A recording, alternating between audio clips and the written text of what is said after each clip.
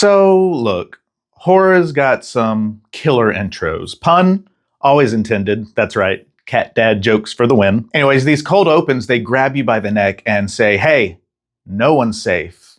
No one. Not in this genre. That in itself is what makes horror so unique. You never truly know who the so-called final girl, girls, guys will end up being until the very end of the movie. We all know that going in. Still, every now and then, you get an opening that doesn't just scare you, it bruises your soul. And this scene right here, it's one of those. Hey y'all, welcome to The Real Value, where we recap, review, rate, and evaluate all things real, all things watched. I'm Cal, your horror pal, and today we're going to analyze one of my favorite opening scenes, not just in a horror movie, but from a movie period of all time. After the success of 28 Days Later in 2002, the producers knew they had something special, and as always, when that happens, a sequel was soon developed. If you're familiar with the opening of 28 Days Later, this film's predecessor, then you know that one starts off the polar opposite. The protagonist, Dan, wakes up alone in an abandoned hospital and city before roaming around a desolate London. It's quiet, it's slower paced, it's lonely and frightening, but it's nothing compared to the opening of the sequel 28 Weeks Later. So they decided to flip that on its head with the follow-up in 28 Weeks Later and start off with more of a bang. Now, at first, it tries to trick you a little bit by luring you into a false sense of calm, but we soon discover that this is simply the calm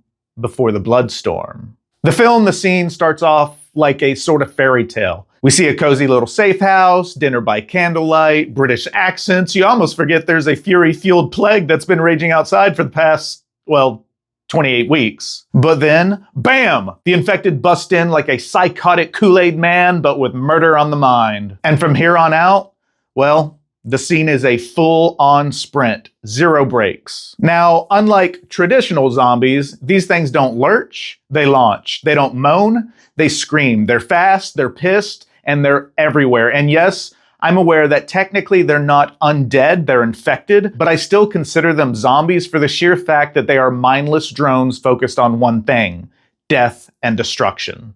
I guess that's two things.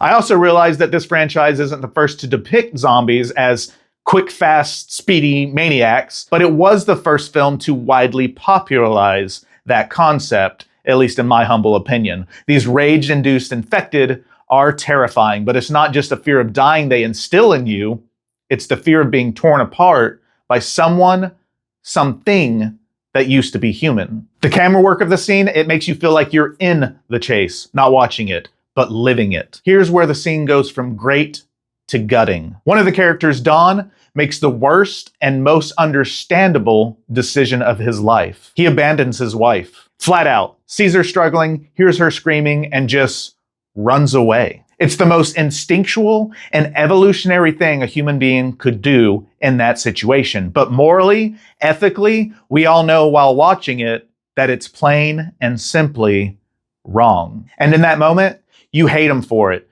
but you also kind of get it. And that tension, that moral ick, is what makes this scene hit so damn hard. The director of this particular scene, Danny Boyle, directed the first film in the franchise, 28 Days Later, but then he handed the rest of the movie over to his hand-picked successor after directing this scene. The camera goes shaky, but it's always intentional. The editing feels like a panic attack in rhythm. And the score, chef's kiss of dread. We've discussed this musical score before when we reviewed another zombie flick, Mads, which if you haven't seen that review, please watch, like, and also subscribe to the channel if you haven't yet. Appreciate it. But in Mads, there was a musical score that was sort of an homage, in my opinion at least, to this one written by John Murphy.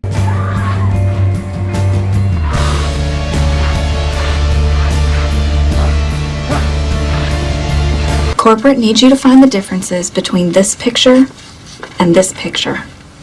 They're the same picture. John Murphy wrote In a House in a Heartbeat, and needless to say, this scene would not have been the same without this eerie and desperate musical score.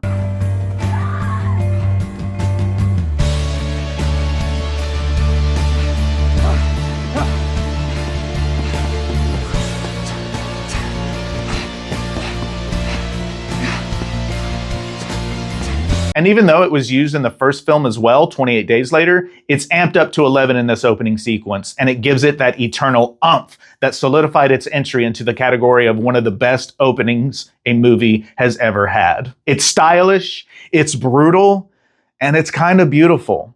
Yeah, BNE, big nightmare energy. Trademark, copyright, real value, scaredy cow. So this opening isn't just a scare fest, it's a moral time bomb. Dawn's cowardice, that decision, it's the reason everything falls apart later. We basically get the thesis of the movie in 10 minutes. Humans are the real variable. We break under pressure. And sometimes the scariest monsters are just regular people trying to survive. There's a saying out there that we as humans are only something like 9 missed meals away from revolution or anarchy. I truly believe that. I'd like to think that most of us would reach across the aisle and help our fellow countryman, citizen, human being in such a circumstance. But if the 20th century and these first couple decades of the 21st century aren't evident enough of man's culpability and capabilities for atrocities, well, this opening sequence, it certainly puts it all out there front and center. So yeah, is this one of the greatest horror openings of all time? Absolutely. If I were to rate the scene according to my ranking scale, we're talking a real MVP with a 5 out of 5 scaredy cows for the sheer fact that it sticks with you. This scene burrowed itself into my mind and hasn't ever left. Not just because of the blood or the pace or the infected, but because it asks the question that horror rarely dares to. What would you do? And if you're being honest, you might have run away too. All right, that's it for me today, folks. Thanks for stopping by. And remember, be nice to each other. But if you can't do that, at least don't be a dick. Try not to run away. All right, peace. I can't wait for 28 years later. I can't wait for 28 years later. What does the rack of a